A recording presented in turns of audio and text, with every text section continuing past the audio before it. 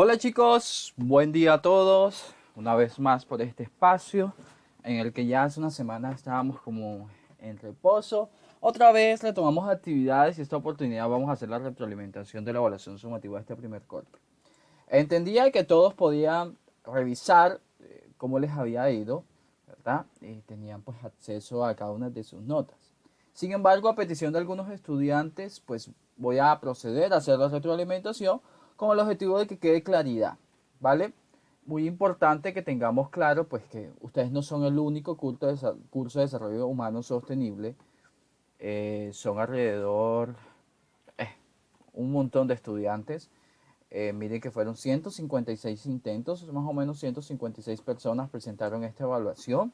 Son 3 cursos, entonces pues atendiendo esa solicitud decidí tomar a una estudiante como ejemplo, que fue una de las que pidió la retroalimentación, para ver cómo nos fue.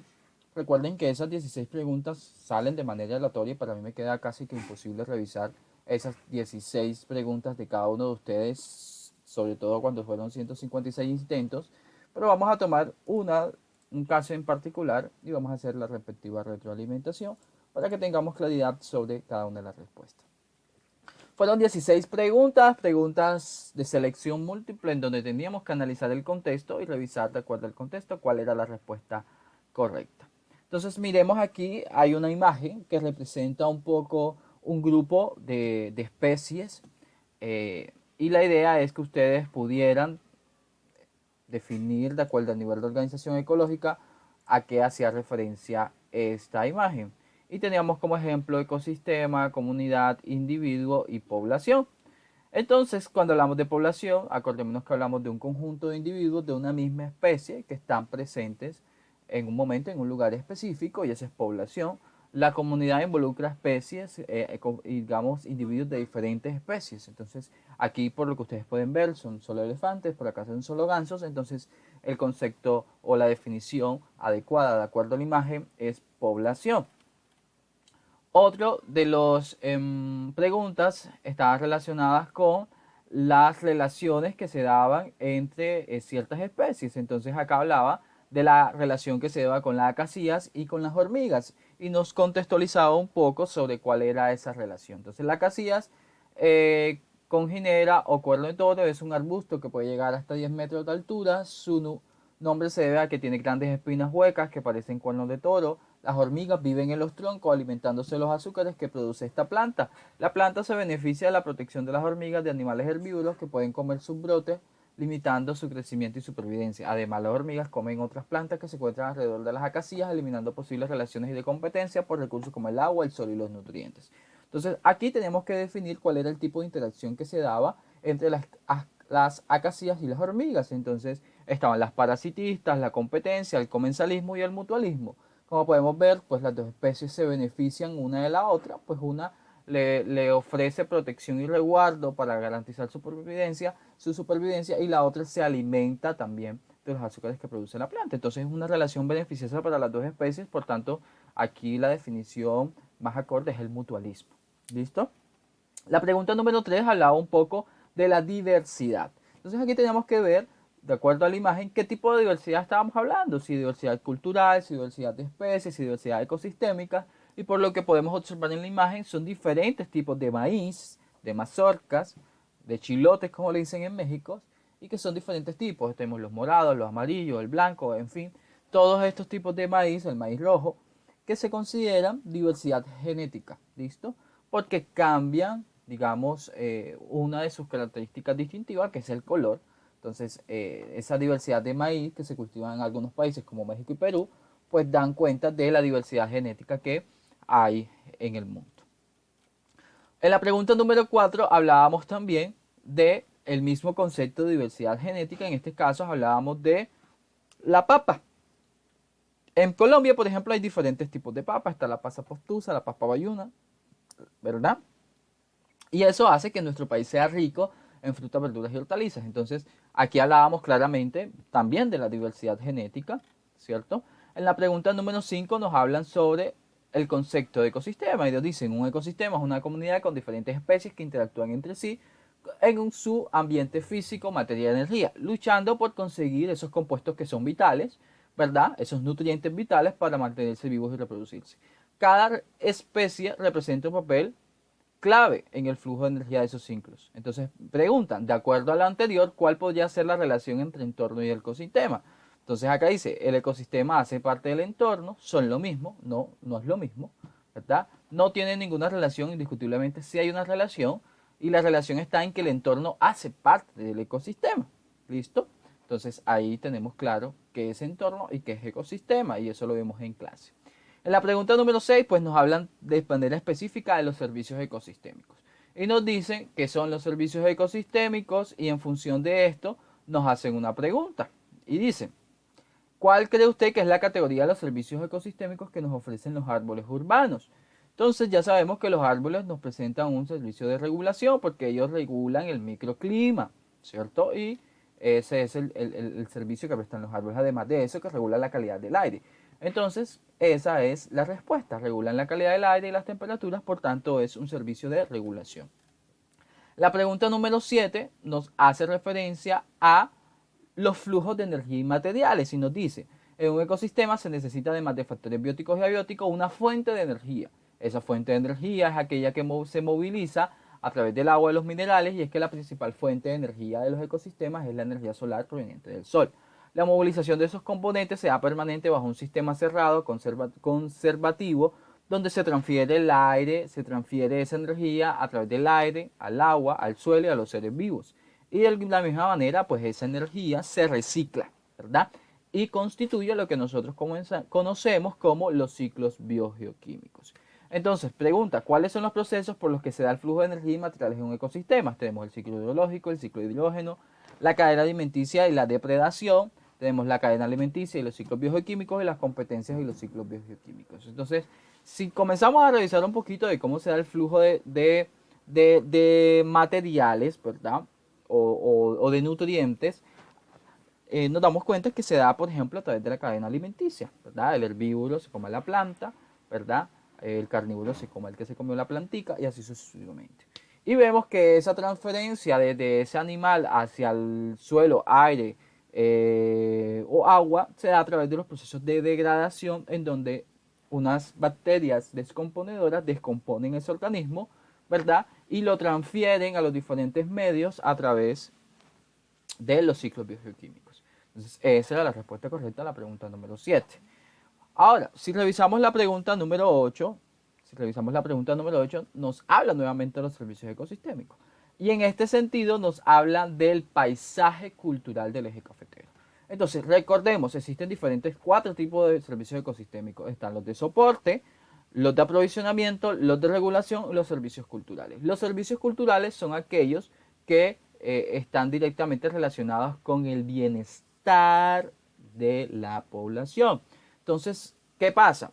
Un paisaje como este, el que podemos observar aquí, que es un activo, además de ser un activo ambiental, un activo cultural del eje cafetero, ¿verdad? Es considerado un servicio ecosistémico de regulación, es un servicio ecosistémico cultural, perdón. ¿Por qué es considerado un servicio ecosistémico cultural? Porque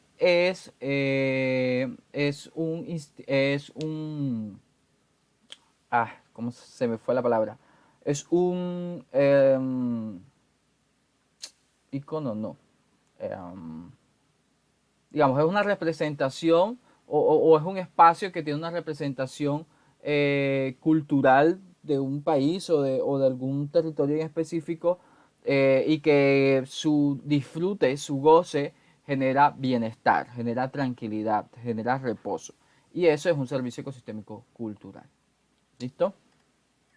Por otro lado, hablamos del tema de la depredación, ¿sí? Entonces, aquí hablábamos que entre el depredador y la presa, la población varía de acuerdo a ciertos ciclos y en algunos casos disminuye de acuerdo a la cantidad de liebres que perdice una baja de número de linces, hablando, por ejemplo, de la caza del lince hacia el depredador, que en este caso es la presa del conejo.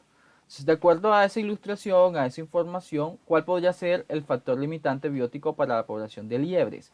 Es decir, para la población de los conejos. Entonces aquí tenemos la depredación por parte de los linces, la disponibilidad de alimentos, los parásitos que afectan las liebres, la tasa de natalidad de los linces. Aquí el factor limitante está relacionado con la depredación de los linces, ¿sí? Porque como podemos ver aquí, por ejemplo, aquí vemos la liebre que es el rojo y vemos el lince y vemos cómo al incrementar la tasa de crecimiento de las linces, de la liebre, eh, vemos que al implementar la tasa de la liebre, perdón, disminuye la tasa de los linces, ¿sí? Entonces ahí vemos que claramente el factor limitante, en este caso, es la depredación por parte de los linces, ¿verdad? El lince que se come de la liebre, que en este caso es el conejo. En la pregunta número 10 hace referencia otra vez a los factores limitantes que vimos en clase y que se los expliqué. Entonces dice, la siguiente tabla muestra los factores limitantes que afectan el potencial de crecimiento de 4 poblaciones de una misma especie de diferentes ecosistemas. Entonces tenemos población 1, población 2, población 3, población 4 y tenemos 4 factores limitantes. Uno de los factores limitantes es la natalidad, otro es la mortalidad, otro es la depredación y el estado del ecosistema. Cuando hablamos de natalidad, hablamos de qué tan frecuentemente nacen esos individuos o esa especie. Cuando hablamos de mortalidad, hablamos de qué tan frecuente es la muerte de esas especies. Y la depredación, qué tan frecuente es la caza de esas especies. ¿Sí? Cuando hablamos de estado de ecosistema, es qué tan frecuente es la intervención del hombre en el ecosistema. ¿Listo? Entonces, habemos, de acuerdo a estos datos, tenemos diferentes índices, bajos, medios, altos, poco intervenidos, muy intervenidos y sin intervenir. Entonces, aquí nos preguntan, de acuerdo a esta información, a esta que está acá, ¿cuál es la población que podría tener más crecimiento poblacional? Entonces, si una población tiene baja natalidad, quiere decir que no hay crecimiento.